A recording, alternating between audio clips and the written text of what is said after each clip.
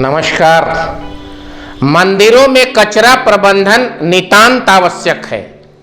भारत में, नेपाल में, पूरे दुनिया में लाखों लाख मंदिर हैं, पर मैं आज भारत के मंदिरों की व्यथा सुनाने आया हूं। एक परंपरा वर्षों से चली आ रही है, बलि प्रथा की, बकरे की बलि की। यह परंपरा सदियों से लोग कई मंदिरों में चला रहे हैं। मैं चीख चीख कर झारखंड के रजरप्पा मंदिर में बलि के बारे में बात करता हूं। निजी तौर पर कहूं तो मैं किसी के परंपरा को ठेस पहुंचाना नहीं चाहता कि बलि बंद किया जाए। हालांकि किसी भी प्रकार की जीव हत्या उचित नहीं है, परंतु बलि करने के पश्चात उस बकरे की बोटी बोटी करना, नदियों के सिलाए पे बोटी बोटी करके मानो मंदिर के सामने कसाई खाना खुल गया है। जिला प्रशासन और राज्य के सरकारों को बार बार आगाह करना कि कचरा प्रबंधन सही तरीके से किया जाए, पर कोई सुनने वाला नहीं है। आखिर कचरा प्रबंधन कैसा हो? मान लीजिए कि एक मंदिर से रोजाना 1 ट्रक फूल और बेलपत्र बाहर निकलते हैं। उस फूल और बेलपत्र को एक सीमित जगह पर रखकर उसे केचुआ खाद में तब्दील किया जा सकता है। उस केचुआ खाद से दर्जनों युवकों को रोजगार मिल सकता है।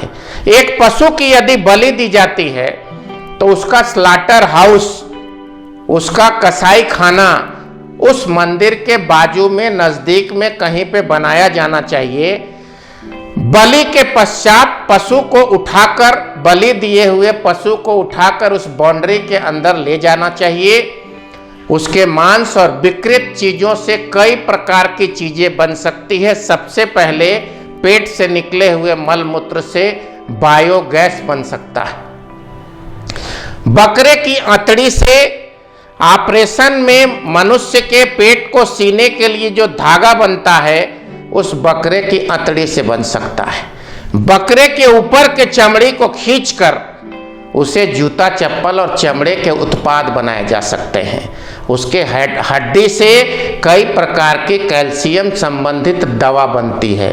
और जो मांस है उसका प्रयोग इंसान करता है, वो करे। उस विषय में मेरी कोई टिप्पणी नहीं है। उस विषय में मेरी टिप्पणी सिर्फ यही है, शाकाहार सर्वोत्तम आहार, शाकाहार स्वस्थ जीवन का राज, ये भी कहना आवश्यक है।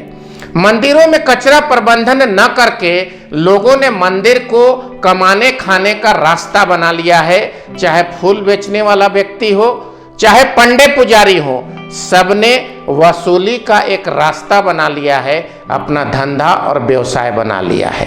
किसी को स्वच्छता से और मंदिर के कचरा प्रबंधन से कोई लेना देना नहीं है।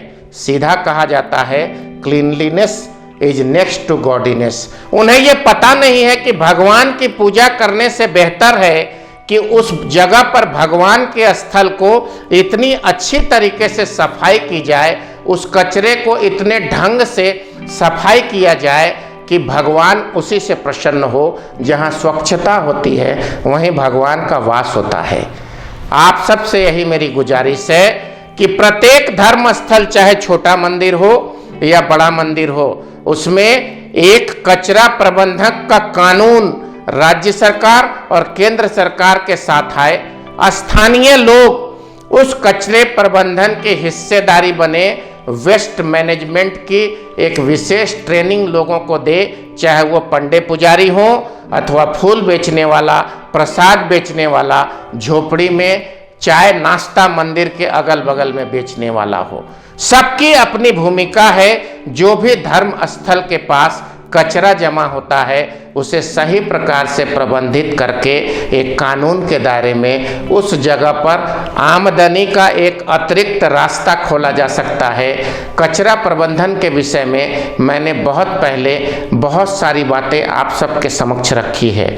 आज धर्म स्थलों में कचरा प्रबंधन यह सबसे महत्वपूर्ण विषय है। इस पे राज्य सरकार और केंद्र सरकार को विशेष तौर पर गंभीरता से ध्यान देना चाहिए। सृष्टि रक्षा चैनल की ओर से बिंदु भूषण दुबे के इस वीडियो को ज़्यादा से ज़्यादा सब्सक्राइब करें, आशीर्वाद दें। नमस्कार, जय हिंद, वंदे मातरम।